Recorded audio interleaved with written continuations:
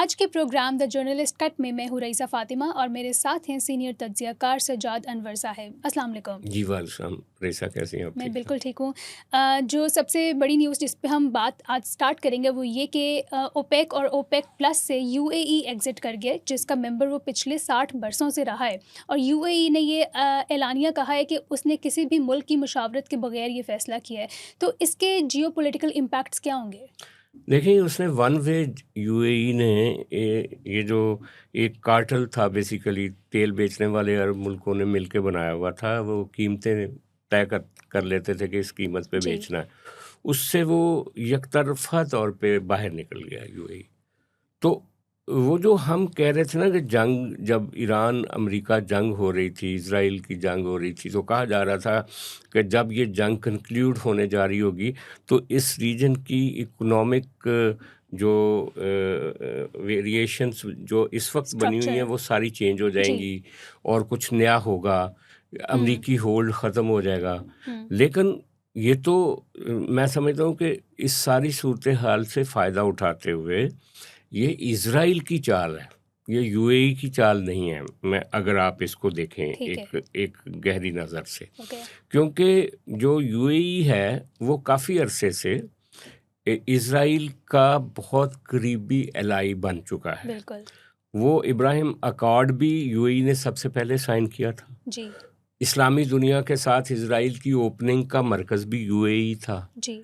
और मामला ये तब से बिगड़ा है जब ये पिछले नवंबर में हुआ ये था कि एक इनकी कश्ती थी यमन में, एक अमदादी कश्ती थी हौसी बागियों के लिए कुछ हुँ, लेकर चीज़ें जा रही थी। उसको सऊदी अरब ने अटैक किया। ओके। सऊदी अरब ने जब अटैक किया और कहा कि ये आप उन धड़ों को माली इमदाद दे रहे हो या सामान पहुंचा रहे हो उनको जो कि सऊदी अरब के ख़िलाफ़ काम कर रहे हैं, ठीक है। और सऊदी अरब जो है वो अपनी सिक्योरिटी पे कोई कंप्रोमाइज़ नहीं करेगा। उसके बाद जो यमन के जो इस वक्त के एक वहाँ पे एक निगरान सेटअप है, उसके जो प्रेसिडेंट है अरशादुल अलीमी, हुँ, उसने भी कहा कि जो यूएई है वो अपना यहाँ से अपनी फ़ौजों को निकाल ले यमन से, क्योंकि वो प्रो सऊदी अरब हैं। और उन्होंने कहा कि ये जो सऊदी अरब यहाँ पे सॉरी यूएई यमन में अब मुख्तलिफ प्रॉक्सीज़ के ज़रिए हुँ, सऊदी अरब को नुकसान पहुँचाना चाह रहा है, ये काबिल कबूल नहीं है। तो इस तरह से उन्होंने जो एंटी टेररिस्ट एक उनका यूनिट था, काम कर रहा था वहाँ पे यमन में, यूएई ने वापस मंगवा लिया था। ये जंग से पहले का वाक़या है। और फिर जंग के दिनों में ये हुआ कि ईरान ने जो अटैक्स किए हैं यूएई पे, एक ख़बर के मुताबिक कि इज़राइल पे उतने अटैक नहीं किए ईरान ने जितने यूएई पे किए हैं। ओके। तकरीबन ईरान ने इसराइल पर तकरीबन 2800 अटैक किए हैं, जिनमें से 550 ब्लास्टिक मिसाइल हैं और 2200 के करीब जो ड्रोन अटैक किए हैं। और तो आपको पता ही है कि जंग से पहले जी, इज़राइल ने अपना आयरन डोम। आयरन डोम जो था वो यूएई को दिया हुआ था। जी, तो ये जो पाकिस्तान के ऊपर भी जो इम्पैक्ट आ रहा है ना इस वक्त, यूएई की नाराज़गी का, जिसका तालमेल यहाँ पे जरदारी साहब से मिलवाया जा रहा था जो स्ट्रेच करके, जो कि बिल्कुल ही एक गलत बात थी। यूएई ने उस वक्त भी, ये जब ईरान अमेरिका जंग शुरू नहीं हुई थी उससे पहले, यूएई के हुक्मरान जो हैं मोहम्मद बिन जायद अल नहान, वो पाक इस्लामाबाद आए थे एक एक जी, रोज़ा जी। दौरे पे। तो उन्होंने पाकिस्तान को कहा था कि आप हमारे साथ हैं या सऊदी अरब के साथ हैं। हुँ, तो वो एक काफ़ी डिफ़िकल्ट और बड़ा सफ़ारती तौर पे एक मुश्किल वक्त था पाकिस्तान के लिए। हुँ, लेकिन पाकिस्तान चूँकि सऊदी अरब के साथ एक एग्रीमेंट में पहले से मौजूद था, जी, तो पाकिस्तान ने अपने आप को सऊदी अरब के साथ अलाइन करने के ऊपर एम्फसिस किया और उन्होंने कहा कि हमारा एग्रीमेंट हो, और इसीलिए मामलात इतने बिटर हो गए हमारे यूएई के साथ कि उन्होंने हमसे पैसे मांग लिए। जी। अच्छा, अब ये पाकिस्तान की जो सूरत हाल है वो पहले भी पाकिस्तान गिला कर रहा था यूएई से कि जितने मफरूर बीएलए के जो लोग हैं, बीएलए जो और टीटीपी टीटीपी के, वो सारे यूएई में हैं। वहाँ पे पाकिस्तान के ख़िलाफ़ काम हो रहा है। लेकिन अब उसका स्केल एक शिद्दत ऊपर चला गया है, क्योंकि वो पाकिस्तान को भी सऊदी अरब की तरह यूएई ने ट्रीट करना शुरू कर दिया। ये जो पैसे जंग के दिनों में मांग लिए, जब पाकिस्तान कोई भी मुल्क जो था वो ऑलरेडी एक प्रेशर में था जी। जंग की वजह से, तेल की कीमतों की वजह से। तो ये जो अब रीजन में एक इक्वेशन बदल रही है ना, देखें क्या हो रहा है। मुझे ये नज़र आ रहा है, मैं फोरसी कर रहा हूँ कि दुबई, इसराइल और इंडिया का नेक्सस बनने जा रहा है आने वाले दिनों में। ठीक है।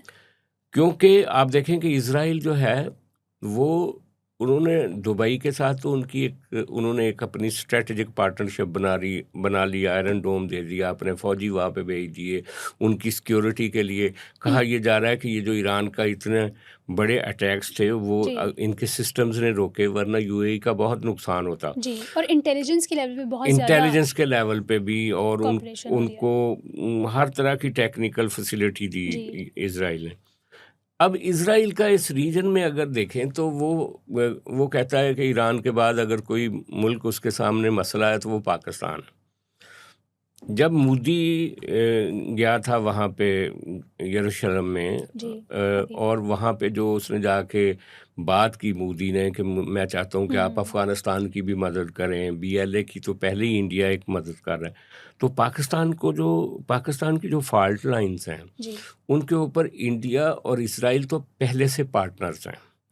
अब ये जो दुबई का फैक्टर ऐड हो गया, जो कि हमारा दोस्त मुल्क था अभी कुछ महीने पहले, अब उसने भी जो अपनी समत बदल ली है, तो यूं दुबई जो है वो इसराइल और भारत के साथ मिलके पाकिस्तान के लिए कोई एक, मैं समझता हूँ कि कोई साजिश का अड्डा भी बन सकता है ये जो दुबई।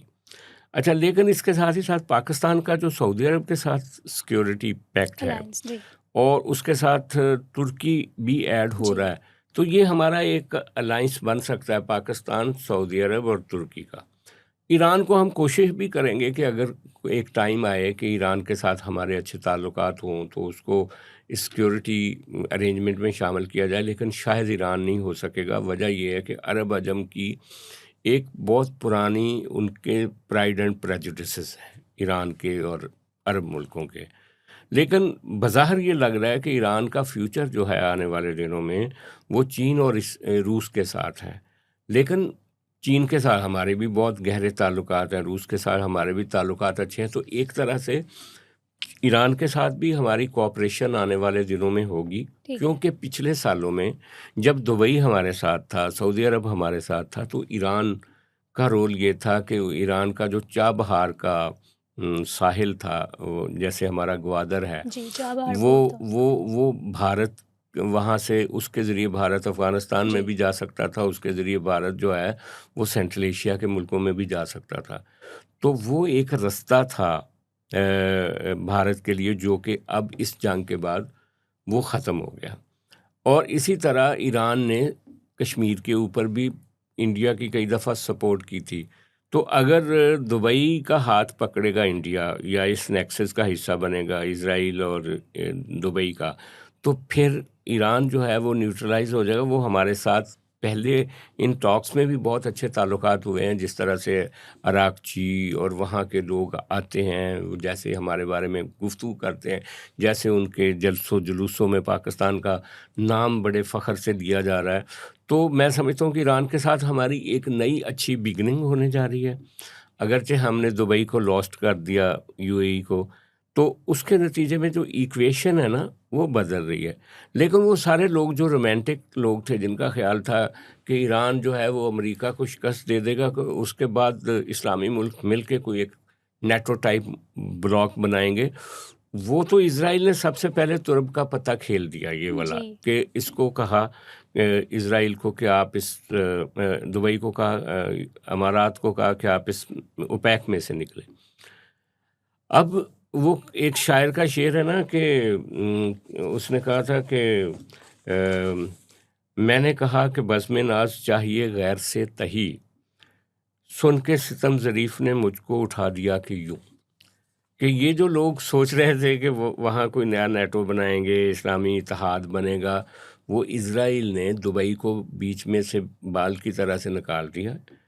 अब आने वाले दिनों में अरब लीग हो, ओआईसी हो, या जो दूसरे मुआहदे हैं, अब्राहम अकॉर्ड्स हैं, अब्राहम अकॉर्ड तो अभी खलीजी यूएई ने ताउन काउंसिल साइन है। किया ना, खलीजी तावन कौंसिल, ये खलीजी तावन कौंसिल जी, और दूसरा अरब लीग और ओआईसी। अरब लीग और ओआईसी, इन तीनों जगह पे यूएई मेंबर है। जी अब आने वाले दिनों में, क्योंकि इन सारे फोरम्स का अगर कोई लीडर है तो वो तो सऊदी अरब है, जी आने वाले दिनों में इन सारे फोरम्स में यूएई मौजूद रहेगा क्या? सवाल ये है। हाँ अगर मौजूद रहेगा तो वो सऊदी अरब की एक अपोजिशन के तौर पे उभरेगा, जी या सऊदी अरब इनको आइसोलेट करेगा? ये भी एक सवाल है आने वाले दिनों में। लेकिन इससे बड़ा सवाल ये है कि क्या सऊदी अरब एक यूएई और इज़राइल के सामने डट के खड़ा होके पाकिस्तान और तुर्की की मदद से एक ताकत के तौर पे उभरेगा, या सऊदी अरब अमरीकी इन्फ्लुएंस की वजह से एक ख़ास हद पे जाके चीज़ों को रोक देगा? ये अभी एक सवाल है बुनियादी, क्योंकि पाकिस्तान के और तुर्की के जो वो है ना मुफादात, या जो समझते स्टेक्स, वो बहुत हाई हैं। हमारे स्टेक्स इसलिए हाई हैं कि हमें एक बॉर्डर पे तालिबान की जो इंसर्जेंसी है उसका सामना है, दूसरी जगह पे बलूचिस्तान में, और दोनों के डांडे जो हैं वो दुबई में मिलते हैं, इज़राइल से मिलते हैं, इंडिया से मिलते हैं। तो ये एक फ्यूचर में एक बड़ा ख़तरनाक किस्म का नेक्सस जो है वो पाकिस्तान के लिए बनने जा रहा है। जी और इसी तरह एक कोशिश होती है कि तुर्की के अंदर भी कुर्दों का मसला, बाकी मसले उठा के तुर्की को भी डिस्टेबलाइज करने की कोशिश होती है। अब सऊदी अरब पे भी उसी तरह का प्रेशर आ रहा है। सऊदी अरब हौसी बागियों को, और सूडान में जो उनकी प्रॉक्सीज़ हैं यूएई की और सऊदी अरब की, वो आपस में लड़ रही हैं। तो मेरा ख्याल है कि ये एक नई सफ़बंदी होने जा रही है, और ये सफ़बंदी जो है कि एक नई फ़ौजी महाजराई, या नई हिकमत अमली की कोई महाजराई, या एक नई तज़वीराती हदबंदी की सूरत इख्तियार करेगी। कैसे करेगी, ये आने वाले दिनों में इसका पता चलेगा। लेकिन सर थोड़ा सा एक्सप्लेन कर दें कि सऊदी अरब और यूएई की जो राइवलरी चल रही है, जैसे आपने अभी फरमाया, तो उसमें पाकिस्तान सैंडविच बनता तो नज़र आ रहा है, लेकिन पाकिस्तान के लिए किस किस्म के नॉन ट्रेडिशनल सिक्योरिटी थ्रेट्स उभर के आ सकते हैं आने वाले वक्त में, क्योंकि पाकिस्तान इसमें सैंडविच हो रहा है? हाँ, डेफ़िनेटली ये इस रीजन में अगर देखा जाए तो दुबई एक एक ऐसी सेंटर स्पेस थी कि जहाँ पे आते-जाते हमारी जी ट्रांज़िट ट्रेड थी। बहुत सारे लोग हमारे दुबई में काम कर रहे थे। वहाँ बहुत सारे लोगों ने प्रॉपर्टीज़ ख़रीदी जी हुई थीं। हमारी एलीट का बहुत बड़ा इंटरेस्ट था।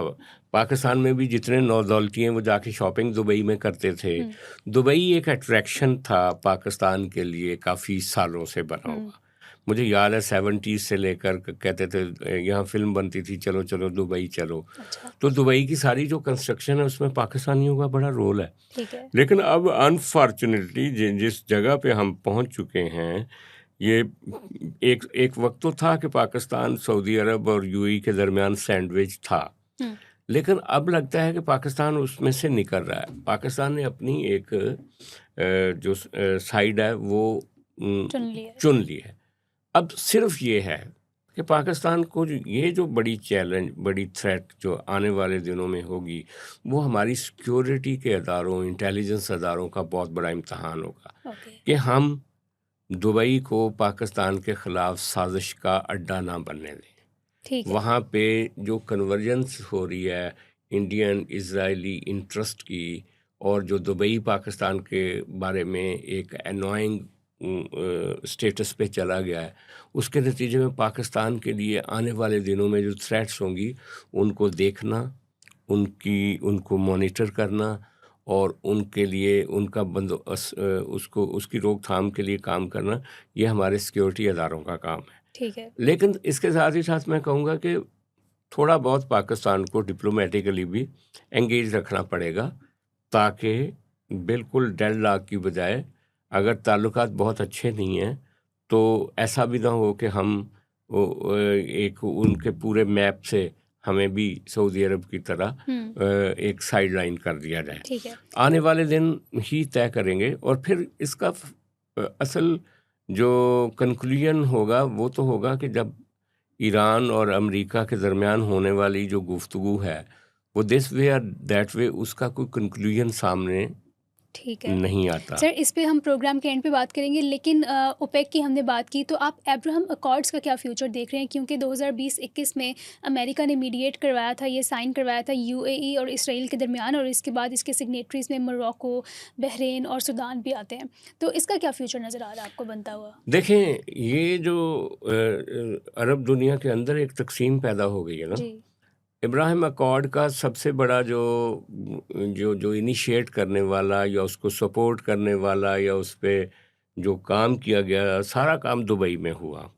उसके पीछे अमेरिकन माइंड है। उसके साथ सवाल ये था कि इज़राइल को इन इस्लामी मुल्कों के साथ एक तरह से बाहम शीरो शकर कर दिया जाए ताकि इनके तजादात धीरे धीरे कम हो जाएं। लेकिन ईरान जंग ने उन सारे तजादात को हवा दे के एक बुलंदी पे ले गया। ठीक है। अब ईरान की जंग के नतीजे में वो पीस बोर्ड जो बना था फ़लस्तीन के लिए, उसका सारा कॉन्सेप्ट भी एक तरह से गर्क हो गया है। तो अब्राहम अकॉर्ड जो था वो उसमें परसू किया जा रहा था। हमारे लोग कई तजिया नगार कह रहे थे कि सऊदी अरब भी उसको उसको सिग्नेटरी उसका हो जाएगा, बाकी मुल्क भी हो जाएंगे। लेकिन ईरान की जंग ने अब्राहम अकॉर्ड के फ्यूचर को भी काफ़ी हद तक धुंधला दिया है। ठीक है। अभी इसका कोई मुस्तकबिल मुझे तो बिल्कुल नज़र नहीं आता। बाज़ लोग कहते हैं कि अमरीकी कोई इन्फ्लुएंस करेंगे और पाकिस्तान भी उसमें चला जाएगा। ये फ़िलहाल मुश्किल नज़र आता है, क्योंकि आने वाला वक्त जो है ना, वो जिस तरह की साफबंदी होने जा रही है, अब्राहम अकॉर्ड वाले हमारे अगर दुश्मन साइड पे खड़े होंगे तो पाकिस्तान कैसे वहाँ पे जाके हाथ मिला सकता है? इसी तरह सऊदी अरब कैसे उसको तस्लीम कर लेगा? छोटे मोटे मुल्क, इस्लामी मुल्क अगर एक दो और साइन भी कर देंगे तो उससे तो कोई बड़ा इम्पैक्ट क्रिएट नहीं होगा। ठीक है सर, टुवर्ड्स द एंड एक मुख्तसर सा सवाल ये है कि आज फेडरल कैबिनेट की मीटिंग में प्राइम मिनिस्टर शहबाज शरीफ ने ये कहा है कि वो अपनी मीडिएशन ईरान अमेरिका वॉर में जारी रखेंगे, लेकिन आपको इसका क्या फ्यूचर बनता नज़र आ रहा है? क्योंकि फ़िलहाल तो चीज़ें स्टेल हुई हुई हैं। फ़िलहाल तो स्टेलमेंट है, लेकिन असल बात यह है कि आज CNN की खबर थी कि बज़ाहिर जितनी दूरी नज़र आ रही है ईरान में और अमेरिका में, ऐसी बात नहीं है। दोनों बड़े फ्रीक्वेंटली बात कर रहे हैं और किसी नतीजे पे पहुंच सकते हैं। ठीक है। जो ट्रंप साहब की स्टाइल ऑफ पॉलिटिक्स है उसमें तो वो सुबह कुछ बात कर रहे होते हैं, शाम को कुछ बात कर रहे होते हैं। आज उन्होंने शहजादा चार्ल्स को भी उसमें घसीटने की कोशिश की ईरान वाले मसले में, कामयाब भी रहे हैं। नहीं, उसमें जो रिपोर्ट है कि चार्ल्स की तरफ से कोई वर्ड नहीं आया। उसने खुद ही बात की है ट्रंप ने कि हमारी तरफ हम एक ऐसे हरीफ से लड़ रहे हैं और हमने उसको शिकस्त दे दी है। लेकिन सर, शहजादा चार्ल्स ने, प्रिंस चार्ल्स ने ये तो कहा है कि हम ईरान चाहते हैं कि ईरान न्यूक्लियर पावर ना बने। इसके ऊपर बरतानिया के जो मीडिया है, बाकी लोग कह रहे हैं कि जो प्रिंस होता है ना जी। वो कोई पॉलिटिकल कमेंट नहीं कर सकता। ठीक है। और वो आईनी तौर पे एक सिंबॉलिक होता है, उसका कोई वो इम्पैक्ट नहीं होता। और इसलिए मेरा नहीं ख्याल कि उसका कोई आने वाले दिनों में होगा। लेकिन ये ट्रंप साहब को अपनी मार्केटिंग का बहुत शौक है जी। और वो जो सुबह कोई बात कर रहे होते हैं, दोपहर को कोई बात कर रहे होते हैं रियल्टर की तरह के अभी रेट इतना बढ़ गया, इतनी कम हो गया, इतना ये हो गया।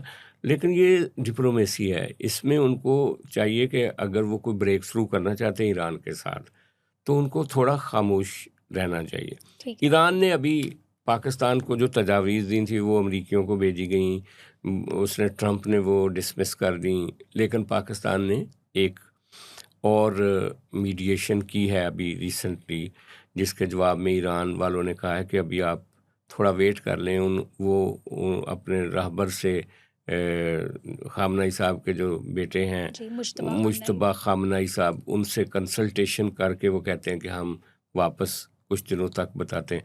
दूसरा ये अमेरिका भी जैसे गन पॉइंट पे कह रहा था अभी मुआहदा कर लो, अभी ये कर लो, अभी वो कर लो, और ब्लैकमेल कर रहा था, तो ईरानियों ने भी कहा कि फिर हमें कोई इतनी जल्दी नहीं है, तो उन्होंने थोड़ा सा इसको लिंगर ऑन कर दिया है। अगरचे अमेरिका का जो नेवल ब्लॉकेज है उसकी वजह से ख़ुद ईरान को काफ़ी मुश्किलात का सामना है। उनका तेल जो पहले बिक रहा था वो उनके जहाज़ भी रोके जा रहे हैं, और अभी ईरान ने कहा है कि हमारा जो जहाज़ कब्ज़े में लिया हुआ है, अभी ताज़ा एक कोई जहाज़ उनका, तो उसको रिलीज़ करे अमेरिका। तो बेसिकली ये टेंशन तो अपनी जगह पे है, और इसका कोई हल तो निकलना है। हल क्या निकलेगा? बहुत कुछ अनप्रेडिक्टेबल है अभी तक ना। ट्रंप का स्टाइल ऑफ पॉलिटिक्स अलग तरह का है। ईरानी जो पावर स्ट्रक्चर है वहाँ पे भी कोई एक्सट्रीमिस्ट है, कोई थोड़ा रिफॉर्मिस्ट है। अब इसमें से क्या निकलेगा अभी कुछ नहीं कहा जा सकता, लेकिन पाकिस्तान एक एफ़र्ट कर रहा है, और पाकिस्तान की एफ़र्ट बिल्कुल बजा है, क्योंकि ये जंग अगर मज़ीद फैलती है, बढ़ती है, तो उसका जो पाकिस्तान के बारे में अभी हम लफ्ज़ इस्तेमाल कर रहे थे, सैंडविच होना, तो पाकिस्तान ईरान और सऊदी अरब के दरमियान भी सैंडविच हो ईरान सकता और है, यूएस के दरमियान। और ईरान और सऊदी अरब के दरमियान। वजह यह है कि सऊदी अरब के साथ हमारा एक पैक्ट बना है, सिक्योरिटी पैक्ट, जो कि पहले भी बात हो चुकी है, और अगर ईरान ने पिछली दफ़ा अगर जंग फिर शुरू होती है और ईरान सऊदी अरब पे अटैक करता है, तो हम बाउंड होंगे सऊदी अरब की सपोर्ट करने के लिए। तो एक नई टेंशन हमारे गले में आ जाएगी। यूएई पहले हमसे फासले पे है, कल को ईरान भी चला जाता है तो ये बहुत बड़ी कॉम्प्लिकेशन होगी। इसलिए पाकिस्तान की कोशिश है कि जल्दी से जल्दी एमिकेबली ये गुफ्तगू के ज़रिए मामला सेटल हो जाए। बिल्कुल सही कहा सर आपने। बहुत सारे एनालिस्ट भी यही कह रहे हैं कि Pakistan is walking on a tight rope. Thank you so much for your analysis today. Thank you so much for watching. इसके साथ ही खुदा हाफिज़। हम कल हाज़िर होंगे एक नए एपिसोड के साथ।